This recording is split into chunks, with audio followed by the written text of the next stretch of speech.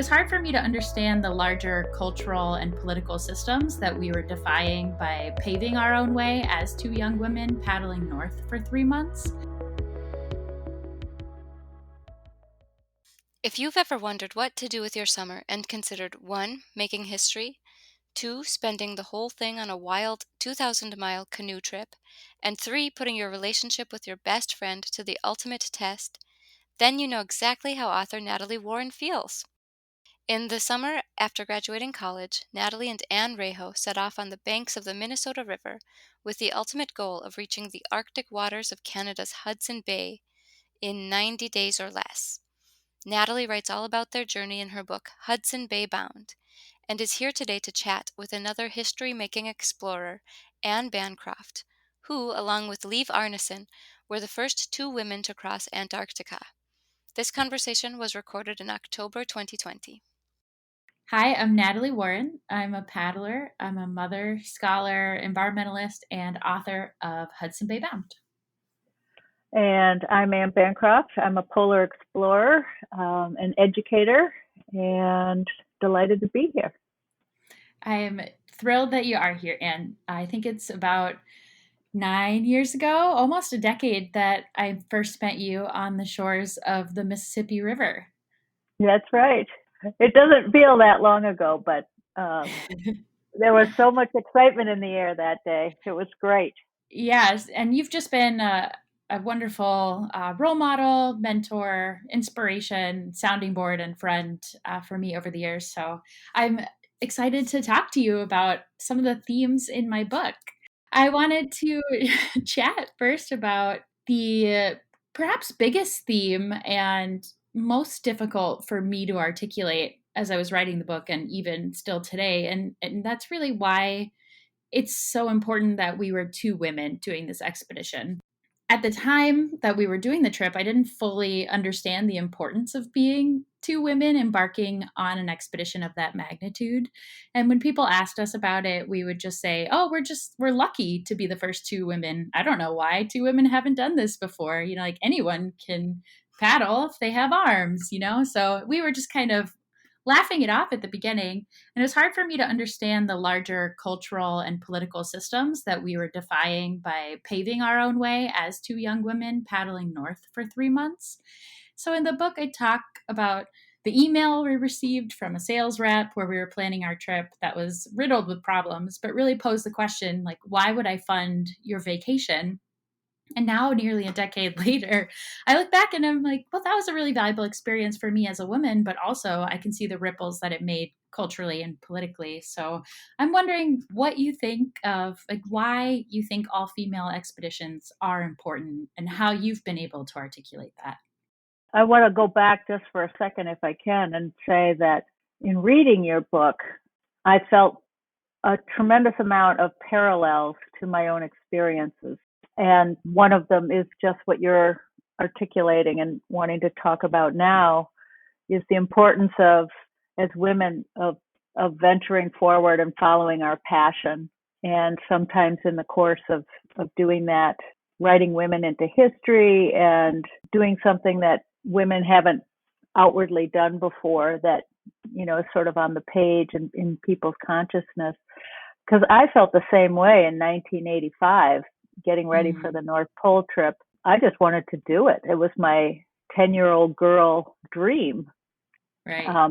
To go to the far reaches of the North. As a Minnesotan, you just look north all the time and dream. And I wasn't thinking of the significance of being the only woman, the first woman. That was not sort of in my fabric. I just wanted to go. And like you, it became more and more important to write about it, to talk about these trips, to try and bring it forward in the consciousness of others, boys and girls and all sorts of people. And it's been a really interesting, I don't know how many years ago that was, 1986, we were at the top of the world. It still shows me that there's work to be done in terms of gender equity, for sure. People are still amazed. They still have mythology around the way you should look to go up there or down there, wherever you're going, you have to be big and burly or something like that. The outdoor world still has that sort of dressing to it. And of course, you and I know that it's not about that. It's about passion. It's about skill. It's about working together, most importantly. It isn't about your physical size. And I think women do it better than men in some regards. Certainly from a physiology standpoint, being in cold environments for a long period of time, women are actually better suited. We have a little extra layer of body fat that we sometimes curse as childbearers, and you know this well, just having had your first child. We're more efficient physiologically. We don't need as much to eat or drink, and so we don't give off as much. It's just like, but I also think our temperament and our creative way of problem solving and communicating is not necessarily better, but it's different, and it needs to be in the equation as we head out, and whatever the makeup of the teams. But I think it's really important and a treasure to travel with all women. Most of my life had been where I was the only woman because there just wasn't a lot of my female friends wanting to do what I was doing. And I sort of look at it as, like you, there was certainly initially that surprise, but also that sense of privilege to be the first and to figure out what to do with it, and what to do with that platform is the way I sort of frame it. But I also get aggravated as well that in this day and age, it's still sort of a phenomenon, and I want us to be further along, and yet the flip side of my coin is, but how lucky am I that in some ways we weren't, because what an experience it has afforded me. Yes, absolutely. I think about that a lot too. It's still amazing when two women decide to do something that if two men were doing it today, people wouldn't think so much about it. And I've been thinking a lot about it because there have been major improvements in terms of like elevating women in society. And at the end of the day, though, you still go to that like family dinner, and the first question is like, do you have a boyfriend? Or are like the questions that we get from people that just seem harmless sometimes can be almost microaggressions, or telling us what we should be doing and when we should be doing it. That I think is still very, very prevalent in society, and directing people, especially women, towards a specific path that we're told that we should take. And I think that's why it's still so surprising when women do something like a large outdoor expedition, because we are actively defying these subtle and sometimes not so subtle social cues that we've been getting our entire lives. Yeah, I've loved the lessons that my major expeditions have put forward in terms of expectations. And then when they get, when you do the expeditions, a lot of those expectations, or just the notions that people have about you and what you're capable of. I love those that break down as the story unfolds. I've been doing this for so long in my life, and it, on the one hand, so much has changed, and on the other hand, sort of so little has changed. And I know, and I've been so lucky that I've been able to, my polar expeditions in particular have sort of punctuated these time chunks, from 86 to 92, to 2000, these big expeditions, and you get to mark what has changed from, you started off talking about trying to get funding. And in my early 1992 expedition to the South Pole, and we couldn't get any sponsorship. They just looked at us like, we can't risk it, even if we like what you're doing. We don't. Another one would say you're just not big enough, or why not take a dog? Anything. It's yeah. just, and once we did it, we sort of strapped our way to the South Pole, it changed a few minds, but not enough. And it's still a struggle. And you still come up against people who, and men and women, by the way, who look at me, and I bet you get this too, because you're far more petite, but people would say, "You're so little to have done that." Mm-hmm. And I go, nobody has ever called me little before, but okay. And that's the mythology part that I just love busting. But you get to see over time with these expeditions, the movement that our society has embarked on, or lack thereof. It just depends. But it's been such a lovely privilege for me to have had this long career in an area where so few people have traveled, and definitely so few women. So it gives me this real window into, I think, a lot of the subtleties of sexism and the inequalities to opportunity. We had moments on our expedition that I reflect on in the book where I was constantly thinking, would this be happening to us if we were two men? And the answer is you don't know for sure, but it's a feeling more than anything when somebody is overly concerned about you, or tells us that we need to get a dog for protection, or, we got preyed on a lot. And on Lake Winnipeg, we had that older couple who just didn't want us to leave their site because I think they were worried about us on a big lake. And in all of those moments, something it was an embodied, sort of visceral feeling that told me that those were moments of sexism. And that's where I've been struggling to articulate exactly why. And you could argue it in circles with someone about how people would have said or done the same thing if we were two men.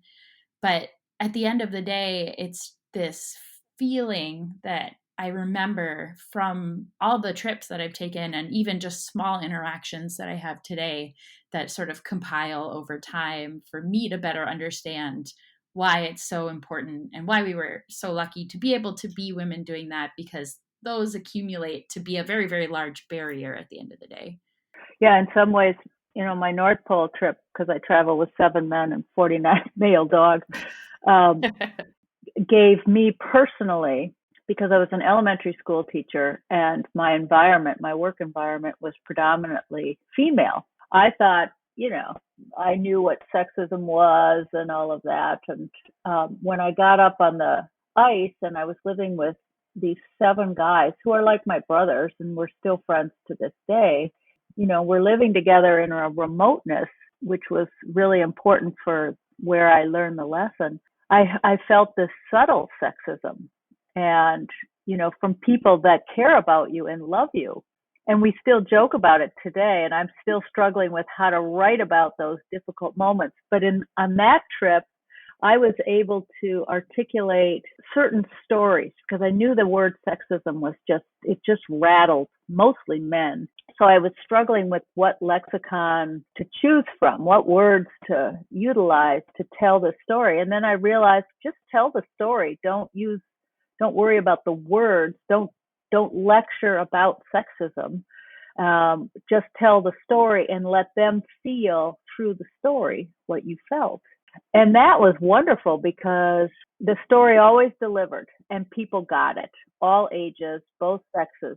They understood, just what was going down. It became harder, and this is where I identify with what you just said, it became harder to articulate those stories when we were all women, because like you, it was a gut feeling. It was, that gut feeling with question. I wonder if this would be happening if we were men, or if we had a man in the group, or it's much harder to pinpoint it when you're all women and you're feeling it. But what you do know is that you don't have to prove yourself to your team members when they're all women. It's just you get that mess out of the way. It's not even there. But in a predominantly male group, you never lose that sense of, I can't falter because somebody will make the assumption it's because I'm too small, I'm a woman, I'm this, I'm that. And, you don't have that when you're with all women. And it's such a lovely way to start, an epic dream expedition. Absolutely. That's a great point. And Anne and I mean, expeditions, my favorite part about them is that really all you have to think about is moving and staying safe and what you're going to eat next and where you're going to camp. So, not having that extra layer in the dynamic of having to constantly prove yourself and your ability was an absolute privilege for traveling with Ann Raiho. So, I was wondering, you have been very active environmentally throughout your life, especially pertaining to water. And I was wondering, how have your expeditions shaped your relationship with the natural world?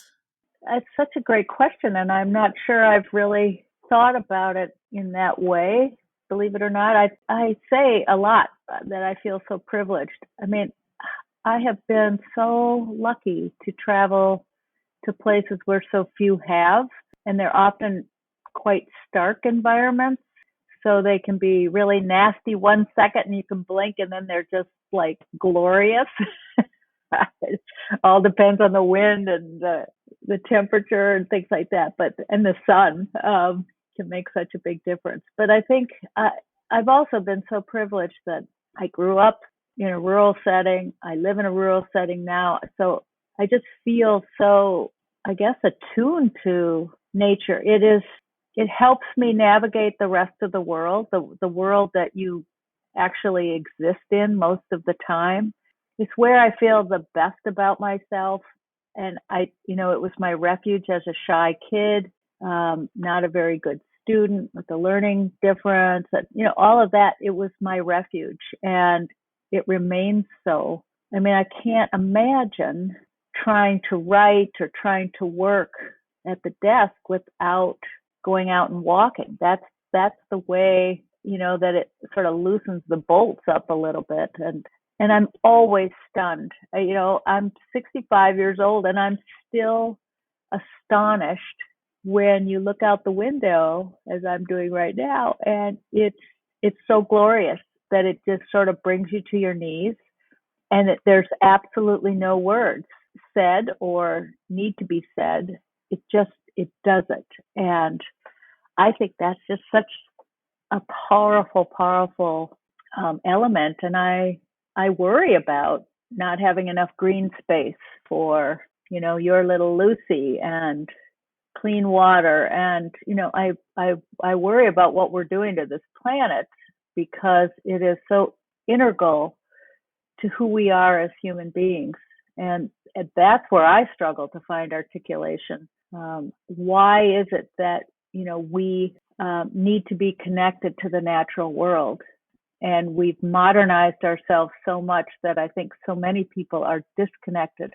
And it's such a gift when you're able to open up their eyes, on a walk or whatever it is that you do with somebody who's not really entered the world or been aware of it around them. And you don't have to go so far, you could just go right out the door. But I think, you and I and our friends have this wonderful sort of perspective because we've been able to travel and get to know the natural world that demands your honesty, who you are, the way you show up in it is everything, and if you can't fake it, when you fake it, you get into trouble.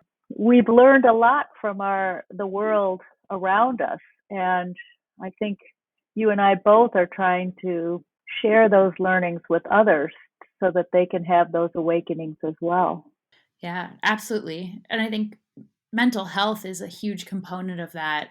I always feel like I'm being called back to the river and I can't always respond, but it's this dull, it's waiting for me, or I need to get back to it. And it depends on the responsibilities in life. I mean, I look out my window right now in the city and I see my neighbor's Trump flag. So it's very different from looking out your window right now.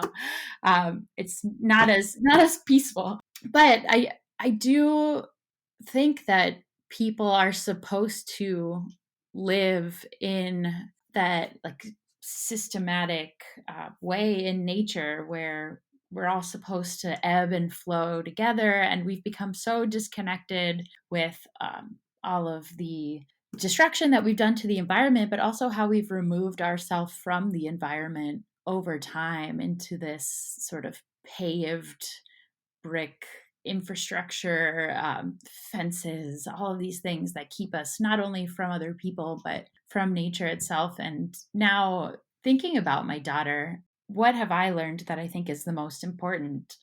And it's not how to be a good student, or it's not like I want you to succeed in your profession and career. It's I want you to be to have good mental health. And I know that that comes from time in nature and being able to step away from the busyness that is everything else. And I think if I can instill that in her with the help of people like you, then like I know that she will have a good life.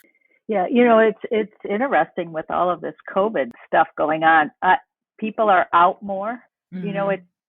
I always think that there's silver linings to the storms, and the storm that we're in now, in some ways, has provided people with a new opportunity to go outside where they wouldn't. I've never seen so many walkers in the countryside, I'm like, I don't know who you are, because they haven't been out. And people, I moved, so I was getting rid of a lot of expedition gear that accumulates over time.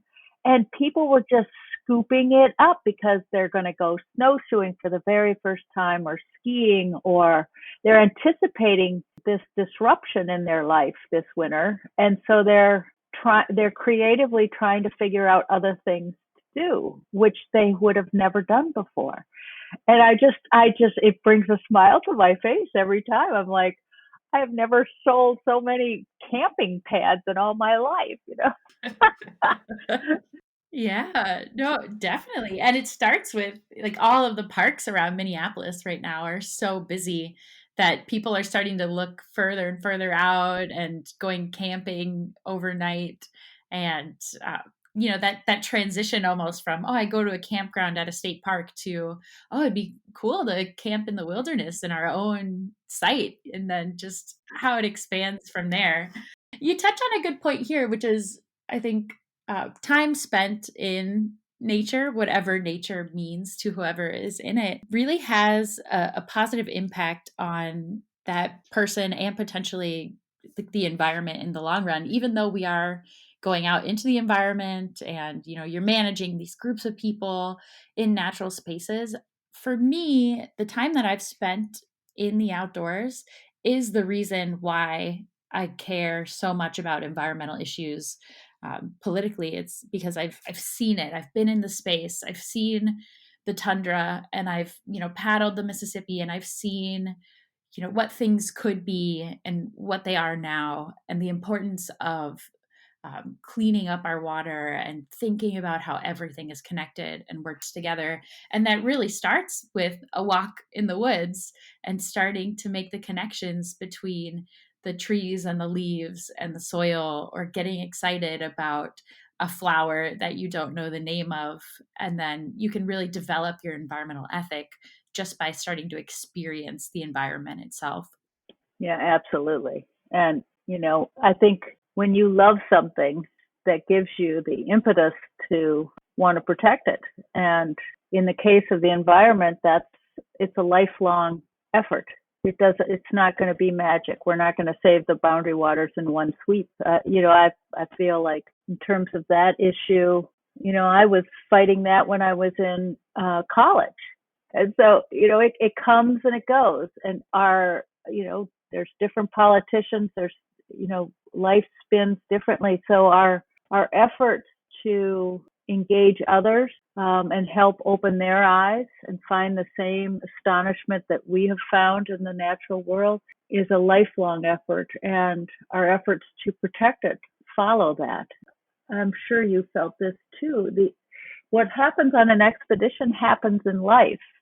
So we're taking one step in front of the other. And eventually you get somewhere, but you learn that it doesn't necessarily come quickly. It takes work. I always remind people that I chose to do these expeditions. I love them. They're the hardest things I've ever done in my life, Mm-hmm. physically and emotionally. Everything is sort of hard fought. And I think, at least in this country, we tell young people all the time, we've been doing this for decades, follow your dreams, follow your heart. Well, dreams are hard won. And so I think when we encourage young people to follow their dreams and be who they need to be, which I wholeheartedly endorse, we also have to finish that narrative with talking about what it takes. My dream as a 10-year-old girl, after coming across the endurance book on my parents' bookshelf about Ernest Shackleton, didn't come until I was 47. Yeah. So, and there's many mishaps along the way. And what a wonderful ride that is. So it's fun to not only introduce the wilderness to people, but to really utilize those stories to develop and encourage them to engage in wherever they are on that spectrum with the natural world. So adventure can be in your own backyard, right in the heart of a city. There is green spaces. And so how do we find those and engage with those and open our eyes wide open to find the amazement of, a bug that you don't know or a flower you don't know? I mean, every day I find something new just by simply looking down. And following you on Instagram is a great pleasure because I'm like, here's a picture of a mushroom, but I know that this mushroom, like, it's just, you are a form of activism in the things that you do that might seem just commonplace, but they have so much impact and power in just knowing that you are walking through the woods and observing those things, I think. Well, it's my cryptic political commentary, actually, through Yeah. nature. I love it. So, thinking about how what happens in expeditions happens in life, it's something that I reflected on in the book, or tried to, because expeditions have really taught me that nothing really matters that I usually think matters in my normal life.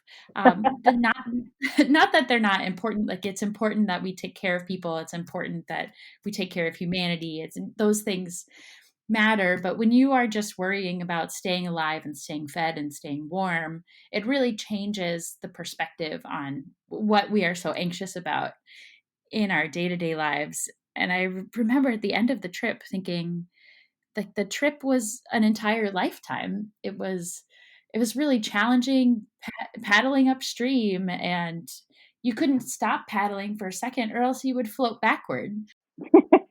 But then you get to the Red River and you're flying, and it's kind of boring after a while. You're just going fast. And, I'm thinking, like, maybe that's when you have the job that you have been wanting and you're making good money. And then you're like, wait, but what's the point? And then you're on this massive lake where things hit you so quickly and so unexpectedly, that you have to cope with and use the skills that you've built from the challenging times and the leisurely times to get by that, and realize that you have very little control over your life. And then, the Hayes River, you've, like, built up this wisdom and you're using all these technical skills. And then in the book I sort of allude to, if the expedition is really a full lifetime, the end would be sort of floating out into Hudson Bay. uh, but it really did feel like everything that I've learned from my trips have been parallel to different stages in my life, and I'm sure will continue to be that way. So I really love that you said that what happens on an expedition happens in life. Well, and I love your analogy. Our time on the rivers, on the water, was a lifetime. I It mean, does feel that way. it does. And how lucky are we that, in a way, we can pull away like that and all the noise is gone. We're not hooked up. What matters is the person in the bow, and that you're taking care of each other and you're paying attention to the weather and the changes, and you're able to feel the subtleties of, your first week and your last week, and the tone of your muscles and your shoulders, it's like, and your nut brown body, it's like, that's all that's there. And then you reimmerse, and that's also another kind of shock and another kind of learning when you enter back into the world where we spend most of our time. Yeah, absolutely. The biggest shock for me is always finding a bathroom. You're just used to peeing, like you wait until you're like, oh, I have to pee right now. And then you just squat. And I remember being in New York City of all places and realizing I had to pee, but, far too late. And then trying to find a bathroom and just being like, oh, I wish I were back in the wilderness. Yeah, but lots of other shocks when you return to the world as well. Oh yeah, that's actually, returning to the world has been one of the bigger challenges in a lot of ways when we're gone so long. I don't know about you and Ann, but when Liv and I travel, Liv is my Norwegian ski partner, and we've been traveling together, for 20 plus years.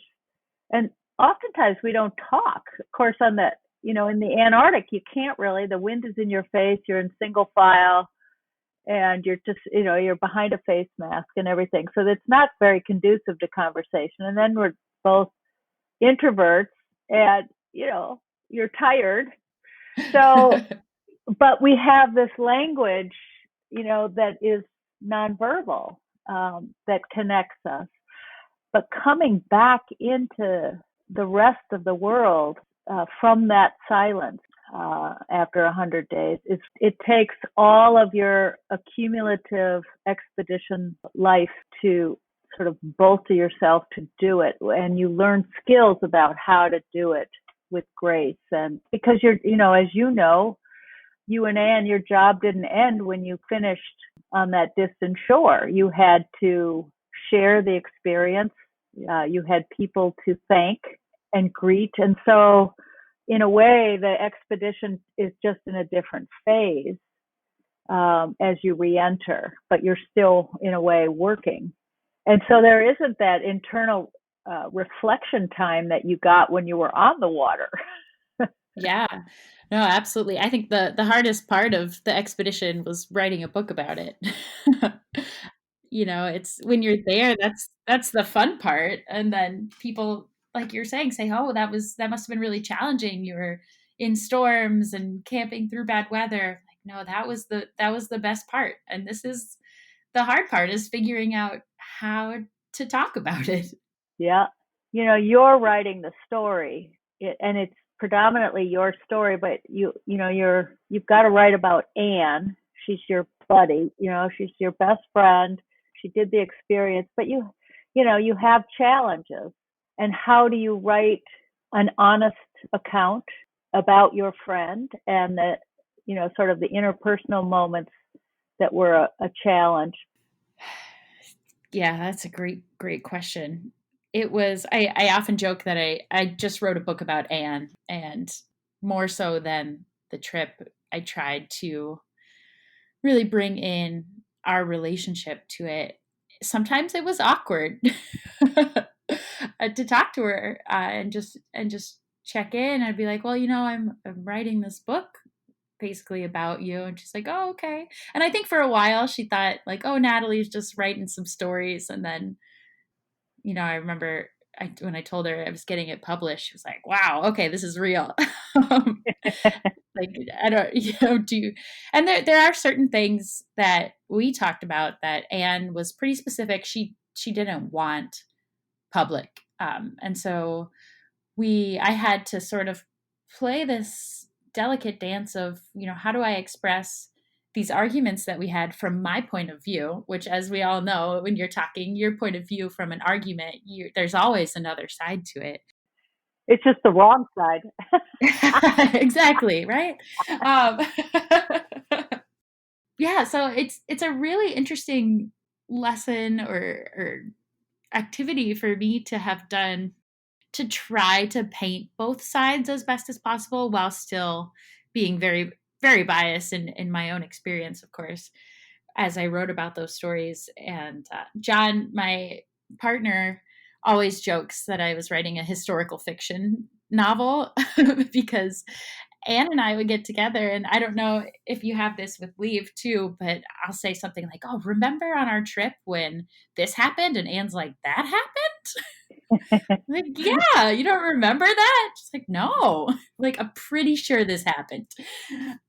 Like, recently we were talking with all the fires going on out west, and Anne was telling me about these helicopters that were picking up barrels of water and dumping them on the fire. And I said, well, remember when that plane on Lake Winnipeg had a big barrel on the bottom? It was picking up water right near us while we were paddling and dumping it on the fires just east of us. And she's like, no. I was like, what? And, it's like as time goes by, we sort of repress things and remember things, and at the end of the day, you're questioning like what really happened here if the two people who were there can't agree on it. That's right. Well, Liv and I wrote our book together, Mm-hmm. and we did a lot of talking beforehand about how to, we both wanted, for instance, to be totally honest, because we feel like that's what nature demands of us. And so we should give that if we're going to recount the story. And we also said, well, we don't want to go, you write one chapter, I write the other. But we started, we had our journals, as you did, and what we learned from it. And the book was the hardest thing on our friendship. And what we learned was that even though we experienced the exact same thing, and wrote about it that night, so not very many hours later, you interpret the exact same moment differently. And I remember sort of saying, but my journal says so therefore. And then she'd go, well, my journal says this. And I go, well, it's in Norwegian. I can't read it, so I don't try to pick it up. But we had really hard moments, and then later we have to go walking and just, when we get together, of course she's in Norway and I'm in Minnesota, to work it out. And just and of course, what does that do but deepen your friendship? Either it breaks it or it deepens it. And it was such a good learning that your journals are not the Bible, and that people, that's four eyes, not two, and they see different things, and you reinterpret, and your memory, as you said, as for us it's 20 years ago. The trip takes on different meaning, and the stories change over time. As I used to listen to my father, who was a consummate storyteller, and we all would look at each other and go, well, that story is evolving. So is ours. And so it's given us, because we lecture sometimes together too, and you just have to let it go. You can't say it's not true, because it's her truth. Right. Exactly. And being able to go through not only the expedition, but I imagine that process of writing a book together and still being, sisters and best friends at the end, I think is a really good mark for the importance of having those challenges in our relationships, because they end up being our most valuable relationships. And when I think back to the big fight that Anne and I had on Lake Winnipeg, she is the person that I have had the most conflict with, and she is the person who is closest to my heart. So it's in expeditions, those things really come out, because you really have no choice. What are you gonna paddle back home by yourself? I don't know.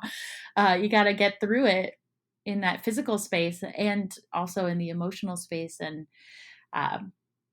coming out the other end is a really, really powerful thing in relationships like that. Yep.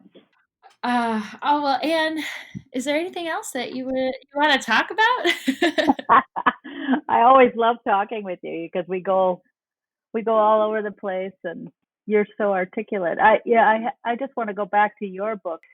I loved reading it. I mean, one of my favorite books was Canoeing with the Cree, And my dad gave it to me when I was a little, pretty young. I think it was in high school. And I always wanted to do that trip.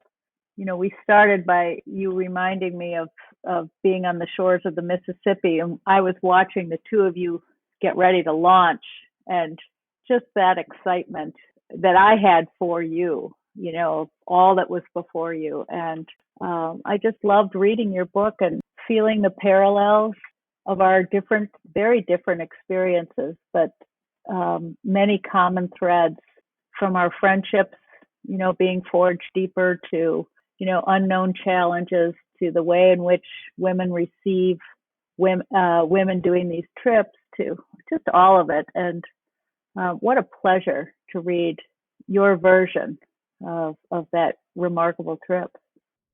Thank you, Anne. And I'm just so honored that you were able to write the foreword for it and really just be a great cheerleader throughout the years. I remember a very specific moment talking with you. It was before we were going off to do the Yukon River Quest with our team of 6 women. And we were going back and forth about why we should be doing it, because we needed to raise money to be able to go and do it. And so our whole team was bouncing off, different social justice ideas and environmental issues, and like, why are we going here and paddling, 450 miles in 53 hours? Like, well, what can we get people excited about? And you had me over to your place and I was talking to you about it, and you said something that really, really made a difference for me. And it was that, like, the trip itself is enough, that you didn't need to add all of those other things to get people to care about it, because other people are going to be so excited that you are doing it at all, that you'll get the support that you need. And now that I'm a little bit older and I have people reach out to me who are doing trips, I just repeat that, because it was so helpful to me as someone who was constantly trying to make a difference in the world and do these larger expeditions, to be able to know that just women going on trips was enough for people to get really excited about it and to be able to support you. And you have definitely done that for me, and I am trying to pass that on now to women who are doing similar expeditions. So thank you for that nugget of wisdom that will live on, hopefully. Well, you're welcome. All right. Well, my time is limited before a crying child and a dog come back, so I should probably start to wrap things up here. But thank you so much for taking the time to talk. It's always so fun, and I just really appreciate your support and your friendship. Well, right back at you, girl. And I said this to you before, but I knew that afternoon watching you guys on the shore of the river that I would see you again, and that has come back in spades to be true. And how lucky am I? Thanks for hanging out with me for this last 50 minutes. Oh yeah, a great pleasure. For more information, visit z.umn.edu /Hudson Bay Bound.